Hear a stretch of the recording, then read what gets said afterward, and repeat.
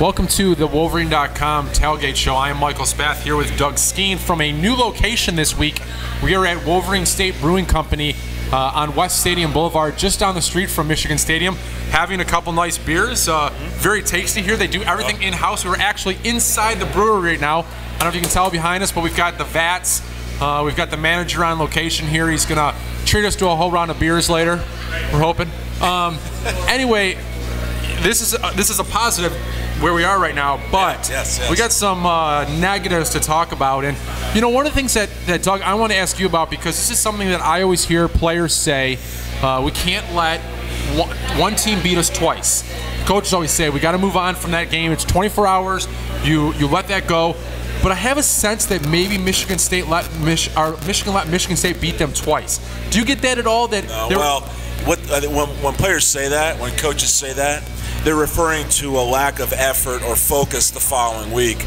And I 100% agree with Brady that effort and toughness is not this team's problem. These guys are playing their tails off.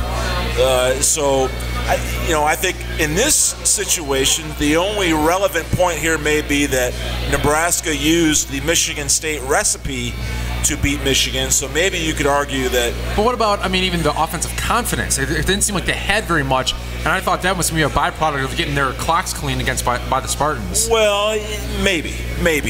But to be honest, this team has been lacking a certain identity for a while, and I don't know that I noticed any difference in body language from the Michigan State game to the later parts of that Nebraska game, and there was a lot of similarities in some of them. Execution is not getting done, but I don't necessarily buy that Michigan State beat us twice. I think it was just a combination of some of the schemes just not working well. And certainly Nebraska was prepared. Nebraska said, look, we're going to do the same thing Michigan State did until you stop us. And unfortunately, we didn't stop them. Well, and we're going to get to Northwestern in this show a little bit later, but I've got to imagine if I'm the Wildcats, even if I don't have the same athletes that Michigan State and Nebraska have, hey, I'm going to blitz until Michigan proves that they can stop me. And yes, that's what football coaches do. A lot of them will tell you that they're copycats. They just find something that works, and they'll copy it from somebody else, and until you do something to cause them to change, that's what you're going to see. So I agree with you 100%. Saturday, we're going to see Northwestern bring heat from all different angles, probably going to load the box and say, we dare you. Let's see what you can do. Well, the other thing that coaches always say is that, week to week you have to get better, By week 9, you should be much better than you are in week 1 or week 2. And the theme this week is the thought that Michigan has regressed, is that they're not getting any better. When you look at the offensive line and you study that particular unit a little bit more than anywhere else, are they getting better or are they getting worse? Well, in some areas they are getting better. There were some plays in that game where that pass protection was okay. It's unfortunate the ball was maybe not put in the right spot or was just deflected. In other areas, when you have downhill linebackers and guys standing at the line of scrimmage, you cannot afford to lock on the first-level defender or the defensive lineman without seeing the second-level defender as well. And when linebackers start coming that fast, the combination blocks accelerate or they eliminate altogether. You don't have time to double down on a down lineman and still get to a linebacker. That stuff is off. So in some regards, the struggle continues. But in the pass blocking, I think our offensive tackles pass block as good as anybody in the Big Ten. Unfortunately, in the middle, when the blitzes start coming and the twists start coming, then we struggle a little bit because we're a little out of position. Well, the other thing too is, as Al Borges, the offensive coordinator for Michigan, always says this, it only takes one person, out of 11 people on the field, one person have an error, and all of a sudden the play is dead. Yeah. When you look at 15 tackles for loss against Nebraska, we saw a lot of that. And right now, you should be coming together as a cohesive unit. All 11 should be firing at the same time. If it was an offensive lineman that had a bad play, or maybe they were blocking well, but Devin Gardner held on the ball too long and walked into the pass rush, or they got by him and Fitzgerald Toussaint was there to pick up the last guy and let the guy whiff on him. And it just seems like almost every play or every couple plays, there's somebody else that's breaking down right now, and that's contributing to those huge negative plays. There's no doubt that it is. The first play of the game, and we'll talk about why this is true. The old cliches hold true. If one guy doesn't do his job, the whole team suffers. On the first play of the game, there was a missed block on the front side of the play. It was a run to the left. It was a missed block, and that particular defender caused the ball to bounce wide, and it was just 1 out of 5. And we talked about it earlier in the year. I made this point. You got to have 5 out of 5 linemen doing their job altogether. 4 out of 5 doesn't get it done, and certainly 3 out of 5 is a total disaster. But on that one play, one guy missed his block, and it caused a tackle for loss or no gain. So it does make a difference. Everyone must do their job together. Well, and certainly, you look at the player, the execution, but we've talked about the coaching, the schemes, the game plan. And Al Borges has come under fire big time this week about whether or not he's putting his players in the best position to be successful.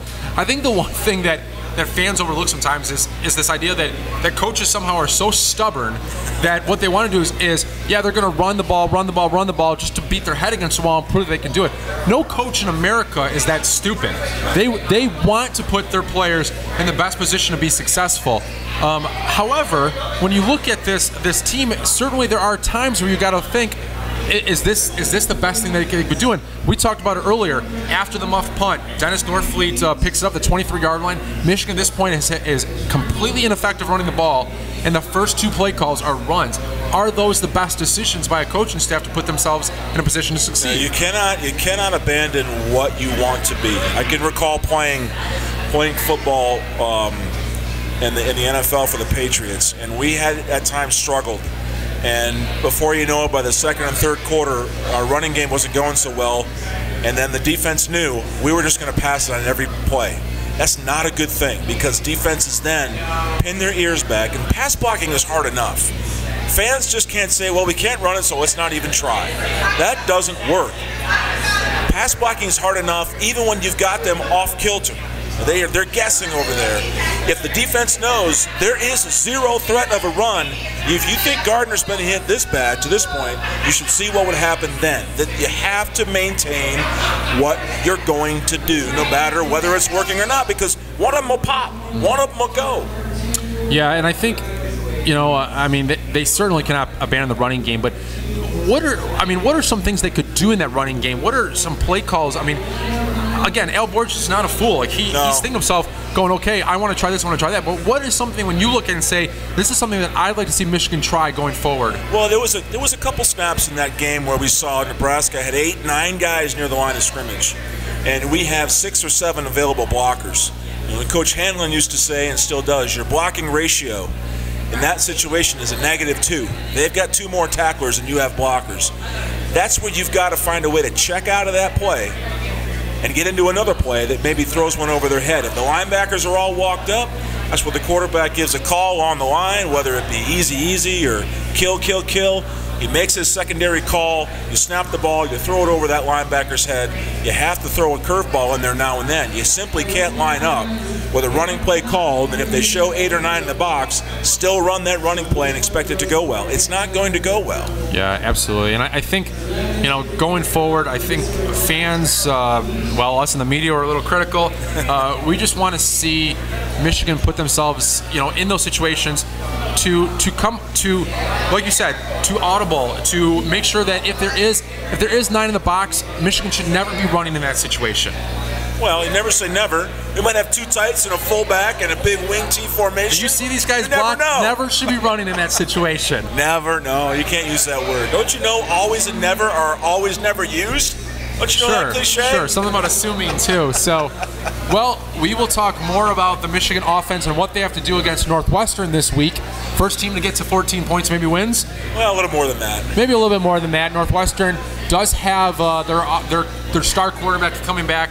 Should be healthy. They're going to be circling this game. We'll talk a little bit more about Northwestern when we come back. Andy Reid will be sitting here with Ron Simpkins to talk about the Michigan defense. We're back here from the Wolverine Brewing Company. I'm Andy Reid, and this is Ron Simpkins. Over there in the bar room, they're playing trivia. Yes. So I got a trivia question for you. Okay. When was the last time Michigan finished 2 straight games with negative rushing yards on offense? I have no idea. The answer's never. It's never happened before. That's why I can remember that. But we're here to talk about the defense. Okay. And again, overall, a pretty solid day, but with a chance to close out the game, they give up a big touchdown drive, 75 yards. That was almost the amount of yards they had given up through the second, third, and fourth quarters to that point. It was quite amazing. And this is not new. This has happened a couple times where with that kind of opportunity, they haven't taken advantage of it. Is that a kind of a theme here, or how do you stop those situations? Well, the way I really look at it is that we are an attacking defense, and in that kind of situation, I think in the fourth quarter where the offense has to make plays, again, I go back to the same thing I've been talking about almost all season. We don't go after quarterbacks to make offensive coordinators make decisions on what they're going to do. They just kind of just sit back and read, and find the open guy, or they decide to make a running play. And when they ran the option, probably in the fourth quarter better than they did the whole game. Yeah. And we weren't assignment-wise on cue in relationship to the assignments in the fourth quarter. So that was the difference in the game. And we talked about it last week. Playing an option team, it makes all the difference in the world. If you can make in relationship to the reads, who has a quarterback, who has a pitch, who has a dive. And all it takes is 1 or 2 times for that to happen. And I can guarantee you, on the sideline, the coaches knew exactly who didn't do what in what situation. But you can't correct it during the game. Yeah. And I think that's what got us. But again, I still feel that, if we are more of a blitzing and attack team, especially in the fourth quarter, in that kind of situation, where they have to make plays, I think it puts our defense in a better position if we go after people, as opposed to sitting back. Now, obviously, Greg Madison has in the past proved that he'll go after people and blitz. What do you think is holding him back right now? Is it maybe a lack of trust in the defensive backfield, or what do you think the problem is there? I can't really say. At this point in the season, all your packages should be in. And you should be confident to call almost any defense you have in your package, especially if you had the week to work on it. So, you sit there as a fan, and I'm as a fan, as a guy that played football, as a guy that coached football, and it's really frustrating, and you hate to be negative because they played 3 great quarters of football. But that last drive in the fourth quarter, when you needed it the most, we couldn't get the job done. Yeah. And kind of similar situation at Penn State. Kind of the same thing. They fell off the wagons a little bit at Michigan State, but that was, I think, maybe a different situation. They were just beat down by that point. Right, by that point. You're right. But on that drive, a 4th and 2, and I think everybody in the stadium saw it. I'm pretty confident they were going to run that option play. Oh, for sure. And Armstrong sees the cushion that he's getting out there, checks to a 5-yard out, and it's a 26-yard gain. What in that situation? Those were both true freshman cornerbacks out there. When you're put in that situation as a young guy, are you just tentative? Are you scared to maybe tighten up your coverage a little bit? Greg Madison said, in the package we had, they should have been up a little tighter. Okay, that's coaching then. Yeah, that's coaching. If they aren't, you got to tell them they need to get up there. I don't like when coaches do that, because at the very least, accept responsibility for what's going on. If the players aren't playing up to where they should be, then you got to accept responsibility as a coach for that. And I'm not saying that they're displacing blame and saying that the players' fault or whatever, but we're not result oriented, and we're not getting the results we need at the end of games. So the thing is, we need to make some changes. Yeah. In relation to philosophy. And I think it's more philosophy than talent. Because we played 3 great quarters of football in a drive where we need to get them stopped. We can't get them stopped. I think that's more play calling than talent. Because giving these guys opportunity to go make plays as opposed to sitting back and reading and those kind of things puts us in a disadvantage. So your number one thing is just attack more. You see what Nebraska did to us? Yeah. When the situation was that we had to make a play, they put pressure on us and made us have to make plays. With people in the quarterback's face, with blockers on, with rushers on blockers that don't want to block these guys because they're either too big or too strong, or they're making us make mistakes just based on the fact that they're so much more physical than we are. They're disrupting everything we're trying to do. Yeah, I think the difference there is when Nebraska brought the house, Michigan couldn't take advantage of that and hit one over top or find an outlet. The Michigan defense has been beaten over top fairly consistently this year. But again, we're beating on top because we're not putting just sitting pressure back. on people. Right. Yeah. And it goes back to that same old thing. And when Baltimore Ravens were at their best, they were attacking and going after people. Right.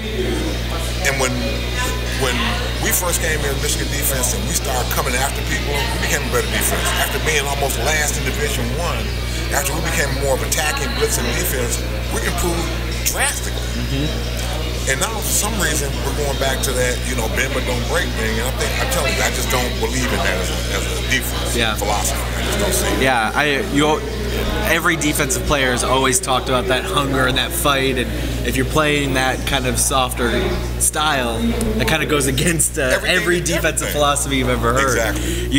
We've talked about the option a little bit, but they're going to see it again. Kane Coulter is Northwestern's quarterback, and he's been very good at it. So as a linebacker, what are the difficulties, and what do you need to do to read and scrape over and get over in time to defend that pitch man? Because I think that's where they ran into their problems. The defensive ends seem to be playing the quarterbacks pretty well on Saturday. But see, what we don't know as fans is who has what responsibility. That's true. But see, that's why I think it's more important for the linebackers, because now the linebackers can remind everybody what their responsibilities are. And I'm going to take it back to old days when dinosaurs ruled Earth when I played. We played in Texas A&M, and we had defense set up for option, and Curtis Britt, defensive lineman, and myself, we made a change ourselves in relationship to who took the quarterback and who took the pitch. We came to the sideline, talked to the coaches, and let them know what we were doing. And they were like, okay, well, we'll keep it up. Just let us know what you're doing, okay? And then when he called and he said, no, stay in it, okay, we wouldn't change it then. Yeah. Because now they're seeing something on the sidelines. But as players, you got to be able to make adjustments too, and make suggestions to help you give yourself an opportunity to be successful too, I think. I do think the linebackers, specifically at the Mike and Will, are doing a pretty good job. They really know what they're doing. They are good communicators, and I think Michigan's 12th nationally in yards per rush allowed, and a lot of it has to do with those guys and what they've been able to do. Oh yeah, keeping guys in sync and that kind of thing. But again, I just think I don't fault the players in relationship to assignments and those kind of things. I just think our philosophy on defense now puts us in a position where we're catching as opposed to attacking. And I think that they'd be even better players than they were if we were in a position where they were just going after people, being more reckless, that kind of thing. I just think it just changes your whole mindset in relation to playing defense. Right. So when they're out there facing that option this weekend, that's what you're keying on. It's just communication. That's what you're looking for as a linebacker. Communication and just reading your keys. Yeah. Or like I say, even in against an option team, you can still blitz. Yeah. Because the assignment's even more defined now based on assignment and gap responsibility. So it even makes more sense now to attack and come after these guys as opposed to waiting to see what's going to happen. The defensive ends, a number of times I saw him trying to cat and mouse, as opposed to cat and mouse, they just went to the quarterback right now, and he just pitched it right now. when they make that decision, now you don't get a guy who has the next option to pick up the opportunity to make a play. Yeah. Because he's got the ball so fast now. But when you make the quarterback have to make a decision, the cat and mouse situation, now you give everybody on defense a chance to float to the ball. Yeah, there were a couple of times in that game where Frank Clark specifically came down so hard on the quarterback.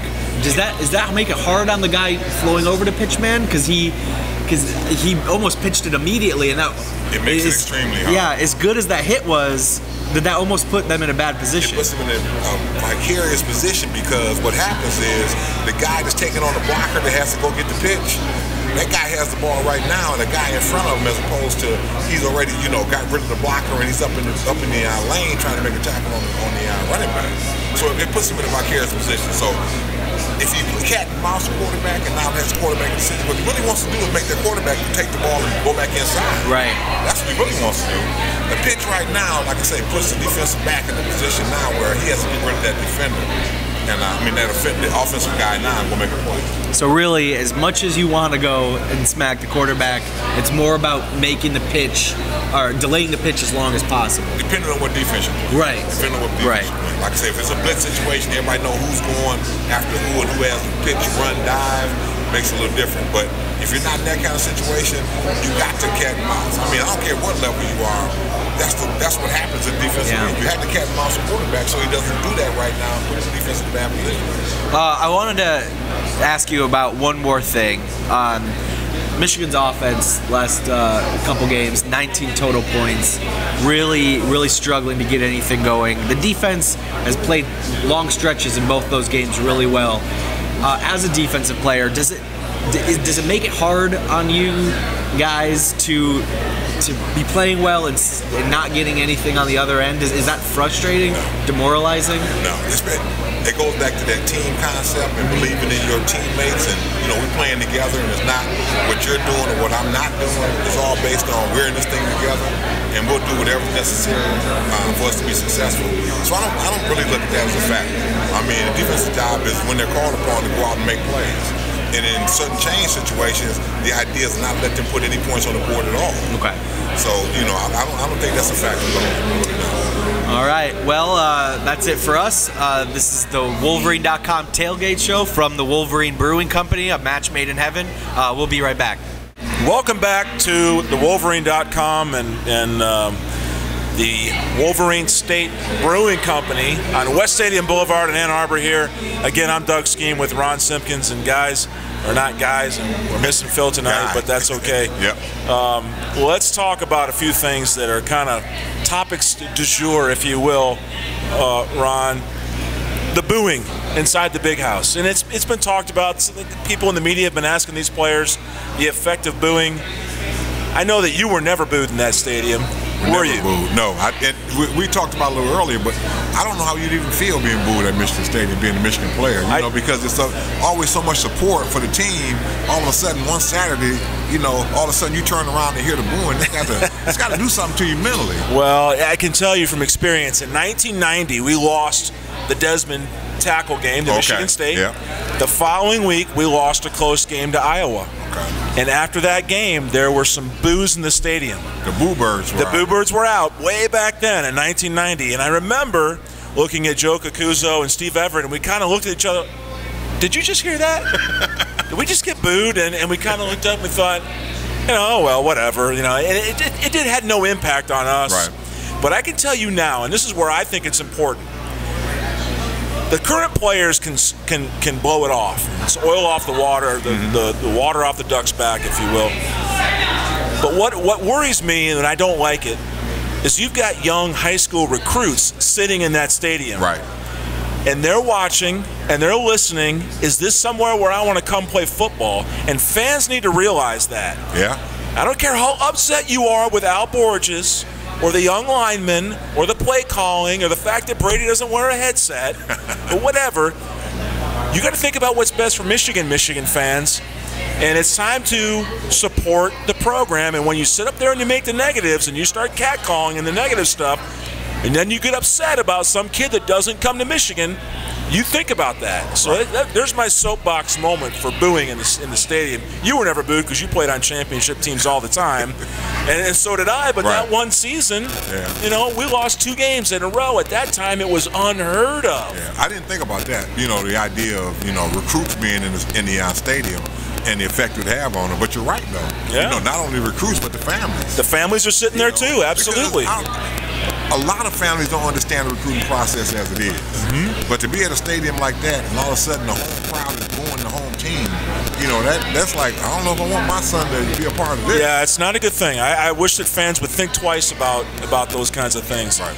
Secondly, another topic that's been discussed this week with the struggles of the team, the direction of the program. A lot of fans are asking, boy, we're wondering about the direction of the program now. What do we do? And is Brady the right guy? And if you look back, and I heard some on radio, sports radio this week, the development of the Michigan State program under Mark D'Antonio and what he did in his first few years, and other successful programs that are now what fans look at and say, well, we want to be like that. Established. Nick Saban didn't step in his first couple of years and win a national championship. No. Mark D'Antonio didn't do it at Michigan State. Now, I'm not suggesting that we're rebuilding Michigan football, but there is a transition in place here, and I've told you, and I've told the other guys, this is not a finished product yet, and I know you're not disagreeing with me, but there's a process here in place, and this is still year 1 of where we want to be. Right. And I think it goes back again to having early success when Brady Hoke came here. And our fans realizing that we won 10 games and saying that, you know, we're back. Yeah. He's still playing with Rich Rodriguez's guys. To a degree, yes. Okay. So until he has all the guys that he's recruited in here, then you can judge it. But you're playing with what you have in a relationship of talent and trying to make the best of it. You know, and not to say that you've given up on guys or anything like that, but you still have to, as a coach, you want to coach the guys that you bring in. Yeah. Ron, have you ever been to Ball State? Yes, I've been there. Is that a powerhouse football program of historical measure? No, by no means. Did you know there was a football coach that went there and took that program and got them into the top 25? Do you remember that? Yes, I do. Who is that coach? That might be the guy at Ohio State, possibly. No, his name is Brady Hoke. Oh, that guy. Yeah, that guy. Oh, that guy. Okay. Yeah, so there's no question that Brady knows what he's doing. Right. He took San Diego State and made that a winning program, too. Those are not 2 programs that have a history of success. The biggest thing is this thing doesn't happen overnight. You're talking about programs being successful. You have to have recruiting class after recruiting class, success, growth. We talked about it before as a program. One of the hardest things is having a freshman come in and him not being successful. And then you have to go play a guy that plays behind him that you didn't start in the first place. Yeah. As a program. So now these guys have to go through a learning curve. And it's going to take, you know, probably the rest of the season. I would hope that they would play everybody now. Yeah. Give everybody a chance to play. Get a look at everybody so you can evaluate and look at where guys are and then make some decisions. And hopefully we get to a bowl game because that gives us some more opportunity to practice again too. Yeah. Because I think that's important too. Well, there's no doubt that bowl game and that bowl practice is like an extra spring ball. Exactly. And moving forward and staying on topic of the effect of the current situation on the players, we talk about the effect of social media, specifically Twitter. When you and I were playing, can you imagine having a device in your pocket where fans could direct message you at any time and tell you what they were thinking, and you look down to see who it is, and there's a message from some knucklehead telling you how crappy you are? No. This happened to me on the TheWolverine.com website before, where people are commenting on comments that you've made, you know, and I get into a back and forth with somebody. I realize and say, you know what, I didn't know who this guy is, you know. Right. You have to let it go. You just have to let that go. But as young kids who look at all social media and soak all that stuff in, I would actually tell them to just shut everything down. Shut it down. Right now, go back to my old philosophy of circling the wagons. You know, we got to play for each other right now. I think that's what has to happen right now. Yeah, I would hope that these young men are, and I read where Devin said that he's getting some negative tweets and he's getting some negative messages and he's not paying attention to it and he's not responding. I wouldn't even read them. Exactly. You know, my advice to the young players is just turn it off. Right. It's not. Turn it off. It'll be there the rest of your life. That's right. You can go back and look for 4 months later. You turn it off. And look at it. Turn it off because the haters are out there. That's right. And that's not going to help the program or yourself. That's right. Lastly, we are now in a situation where there's not a chance that we're going to win this Big Ten championship. Right. That's over with. And you know from your years and my years, every year those captains sit in that room, players only, and they draw up goals. That's right. And they put them on the wall in the front of that meeting room. And we know what they are. Beat Notre Dame, beat Michigan State, beat Ohio State. Right. Big Ten championship game. Right. Rose Bowl championship, and then maybe something beyond. Right.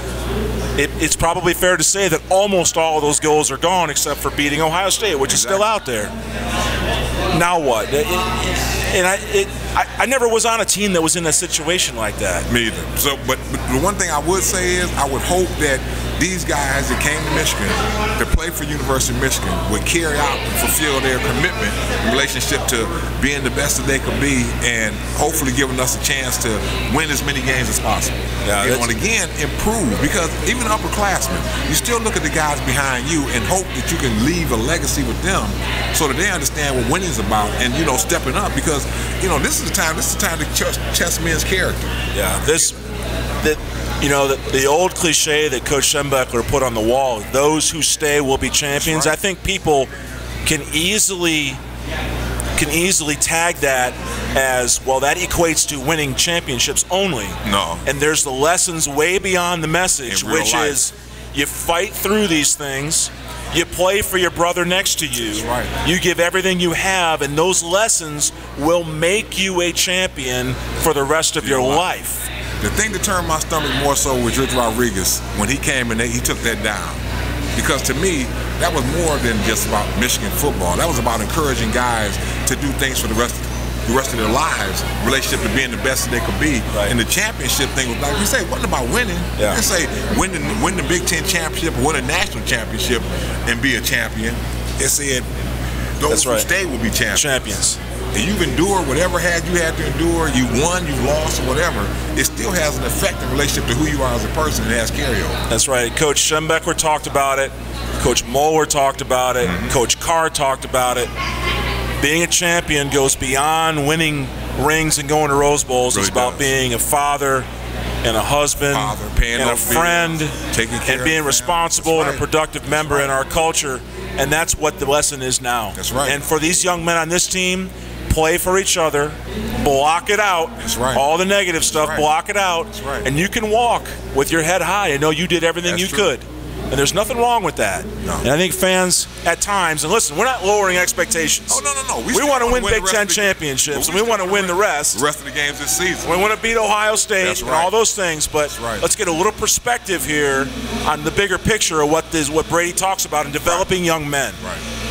So good talk, Ron. We'll be back from the Wolverine State Brewing Company on West Stadium Boulevard in Ann Arbor in just a moment.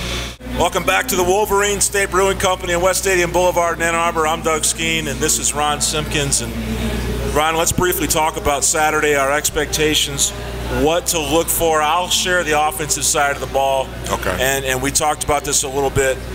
We're not going to abandon the run. That ain't going to happen. We're going to run the football one way or another. I tried to convince us to do it about 2 games ago. No, we're not going to stop. Okay. We're going to run the football. The only thing you got to look for is when Northwestern loads the box, which they will, check out of it. You got to check out of it. Okay. So there's one thing for fans to look for. Are we checking out of bad looks? Right. Do we have not enough blockers to block too many defenders? You got to check out. The other thing to look for, and last Saturday, Chris Spielman on the television broadcast was looking for it, the hot route. When you see the linebackers walk up, that slot receiver or the linebackers blitz from depth, that slot receiver breaks off his route, goes and gets to the spot where the linebackers were, and the ball goes right there for a 4-yard completion, and then you turn upfield, and you get a first down. But I'm telling you now, every team, because like we talked about it before, everybody copycats, okay? They're going to put their biggest or their best pass rusher on to side and make him have to block that guy. Well, maybe there's another thing to look for is not doing the slide protection and asking Toussaint to block the end. Well, maybe we see that go away. Well, but we tried that. But then also when they brought the inside blitzer inside and he had to pick that guy up, he just got manhandled. Yeah, that's a problem. You can go away from slide protection. Right. And go big on big with your lineman. Right. Sooner or later, a back has to block a linebacker. But I think it's that point in the season now too where you got to get some other guys a chance in there to come and play too.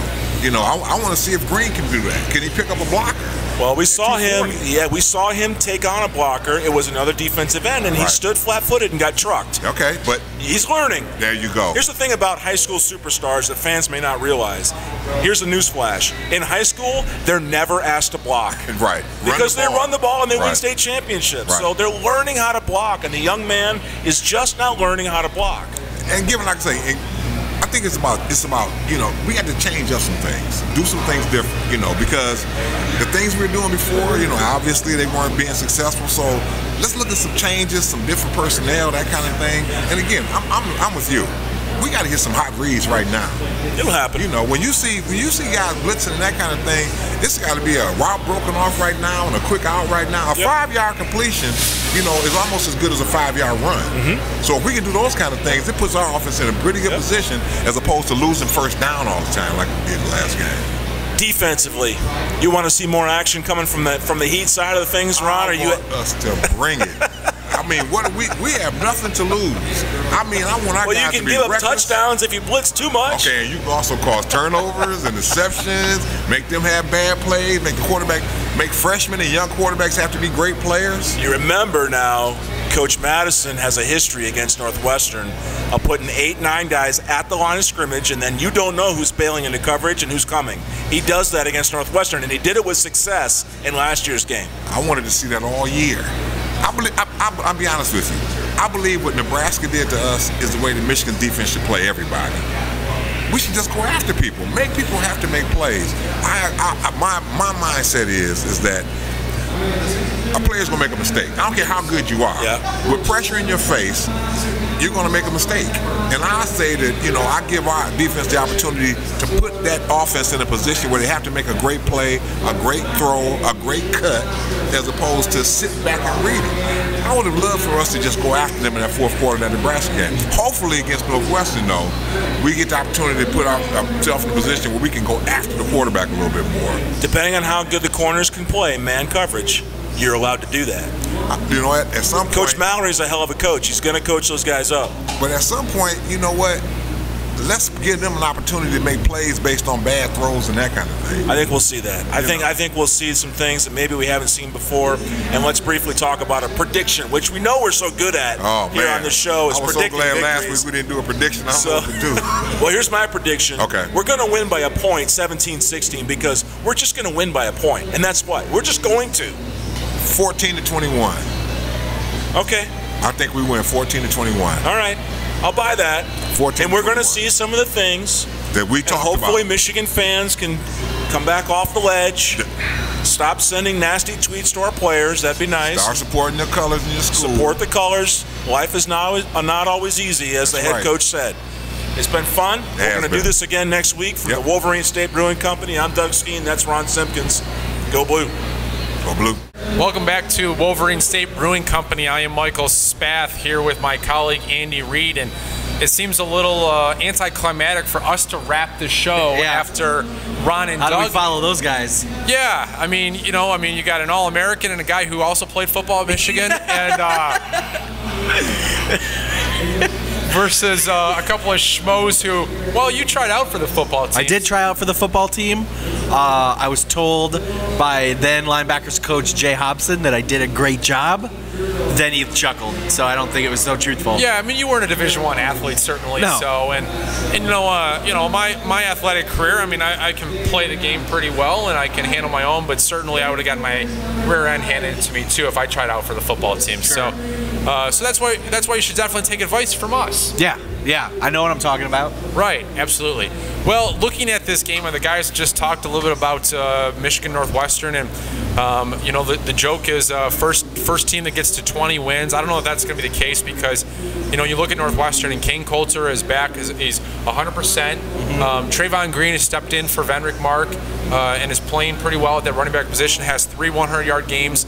Had 149 yards and 3 touchdowns against Nebraska a couple weeks ago, and they've got some pieces coming back. So I think Michigan will have to score more than 20 points, probably closer to 28 to win this game. But when you look at it, how important is this game, do you think, in both the small picture for this season and the big picture for Michigan? Small picture, it's huge because you can't lose 3, 4, 5 games in November. I mean, that's not how you want to end this season out. And they have the talent to do it. The thing they do well right now, if they do one thing well, it's rush defense. And that's how Northwestern is going to try to attack them. So they can absolutely, if they shut that down, find something on offense, they can absolutely win this game. In the big picture, I don't really know what they can do at this point in the season to build. I think they mixed in a lot of young guys last week, which I think was pretty nice to see because there were some young guys making plays in there. But according to Brady Hoke's standards, this season's already a failure. Right. Yeah. So, well, I think when you look at the small picture, when you look at just this season, if they don't win this game, what that says about their prospects for the next two is grim. Yeah, I mean they dim considerably. If they can't beat Northwestern, a team that has lost 5 games in a row, is physically beat up, is almost emotionally as beat up as Michigan on the road, then they're going to have a very tough time beating Iowa, and they're going to have almost no shot to beat Ohio State. So if they lose this one, you can almost chalk up a 5-game losing streak to end the regular season. And that's never happened before. I went through the records. They've never lost more than 4 in November. Well, and then big picture, if they lose 5 in a row, how does that impact momentum? How does that impact the perception of the program? Our colleague Tim Sullivan was in Virginia this week on Thursday for Deshaun Hand's announcement. Do players like Jabril Peppers and other guys start to rethink their decisions? Because it's all about recruiting, and Michigan needs another great recruiting class. Yeah.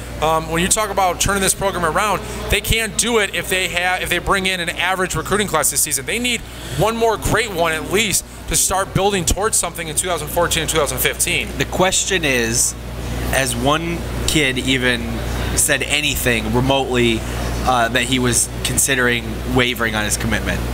No, we haven't heard that yet. No, because they are very good at getting in early and building those relationships. I think that's obviously not the problem, and I don't think even if this season ends the way it looks like it could, that it would be a problem. But you have to be able to develop these players. I think when you look at guys like Kalis and like Kyle Bosch, you have to expect them to struggle a little bit as freshmen and redshirt freshmen, especially on the offensive line. Development is huge there. But you look at guys like Chris Bryant and some of the other guys that are in their 3rd year in the program, and that's when it gets a little dicey. Next year, we have to see some of these young guys who aren't really going to be young guys at that point next year take that next step and develop into the talent that we thought they could be when they came in. Well, you say that, but I looked at the numbers today and I looked at the potential starting lineup next year, and on the offensive line especially, where it's been the biggest weakness this year, they lose 2 fifth-year seniors. It doesn't matter. I really don't think that it can be an excuse next year. Well, I agree that it can't be an excuse. They can't say, well, we're young and we've got these problems, because they've used the young. Yeah. And they used the last year that they were too nice. The guys were too nice, not talented enough. But they're still gonna be young next year. They're losing 2 very experienced guys. But what they have been able to do through the unfortunate struggles of that line is get a lot of guys experience, which they didn't have last year. They had realistically two offensive linemen with real game experience coming into this year, which is pretty crazy. But now they've got Magnuson, who's going to be able to slide out to his natural position. He's going to have 7 or 8 games of experience. You've got Bosch, Bryant, Brzezinski in the middle, who all have experience. Jack Miller. Yeah, and Graham Glasgow. So they have more. They have more experience spread out across the line, which I think will help. And that's really the only place. I guess they're losing a running back, but they got Derek Green. They're losing Jeremy Gallen, but they got Funchess and a lot of young talent. The defense is going to be loaded with veterans next year, so I don't think youth can be an excuse. No, I agree with you, and I think it's, here we are, 3 games to go, and what are we talking about? Talking about next year. Talking about next year, and that's inevitable when you've got a team that has disappointed in the Big Ten title. I don't know. I don't know what we're supposed to talk about, because the first thing Brady Hoke said when he got here is Big Ten championship or failure. 11-2 BCS win was a failure of a season. When you're sitting at 6-3 with 3 games to go, what are you supposed to call it other than that? Well, absolutely, and the prospect of losing more games here, starting today against Northwestern, potentially a week from now against Iowa, and the prospects of them beating Ohio State in a couple weeks. That one, Ohio State's really gonna have to make things move to jump Florida State if they want to. So their biggest defeat so far is 23 points to Michigan State. It could be worse than that. So anyway, well, let's get back to this game real quick. Our colleagues John Borden and Chris Ballas, I know, both picked Michigan. They couldn't join us today. Tim Sullivan, like we said, is in Virginia was in the Virginia this week. He's still there watching Wilton Spate. True. I forgot about that. For the Deshaun Hand announcement, and then so he picked Michigan, or he picked Northwestern. So that's 3 people picked Northwestern. Andy, I think you're one of the lone people that are thinking Michigan's got this one. I think it's a bit of a toss-up. I think somebody has to win it, or somebody not lose. Has to win it. Okay. Not lose. I really like what Michigan's defense to match up against Northwestern's offense. I think the way they've been able to scout their run game, and I know they had a few troubles against the option, but for the most part, they played it pretty well throughout that game against Nebraska. I think they'll be able to really slow that Northwestern attack down, and there are holes to take advantage of in that Northwestern defense. They just have to prove that they can do it. Northwestern's going to do the same thing Nebraska did and the same thing Michigan State did, just blitz and blitz and blitz. But they have holes in their secondary. They're starting some young guys. They're, I think, 98th nationally in passing defense. I see Gardner stepping up, making a few nice throws, moving him down the field a couple times, not many. Wasn't Nebraska like in the pretty low in rush defense too? So yes. I just think Michigan is in a bad way right now. I absolutely. think that, Northwestern also is in a bad way, but playing at home, Michigan struggles on the road. Even though this crowd will be pretty, have a lot of maize and blue. But the same thing there, the guys were talking about the booing earlier. If there's a slow start, will that crowd turn on Michigan pretty quickly? Yeah. I think those are going to be issues. I always come back. I'm maybe I don't want to say pessimistic, but I'm always one of those guys that says, "Show me that you've made the improvement before I jump on the bandwagon." I just think Michigan has to show me a lot, and that's why I'm picking the Wildcats this weekend. That's completely understandable. And this was one of the ones that I was tossing through on my pick for a long time, but I really like what I think Michigan's defense can do in this game, and they've had opportunities offensively. They haven't taken advantage of them, and this is the time to do it. Well, sounds good. Well, join us next week from Wolverine State Brewing Company on West Stadium Boulevard. If you guys want to come out on Wednesday night, they have trivia. It's been going on the entire time that we've been filming this segment. And here's a trivia question. You want a trivia question? Sure. All right. Scoring rules changed in 1912. I'm already done with this question. How many times since then has Michigan scored fewer than 14 points? Since 1912? Yeah. You're talking about 1,000 years. 1,000 games. Over 1,000 games. In 100 years. Less than 14 points. Yeah. Well, the entire Rich Rod era. So no, they scored some points. I'm going to say 30 times. 245 times. Okay, I was pretty wrong.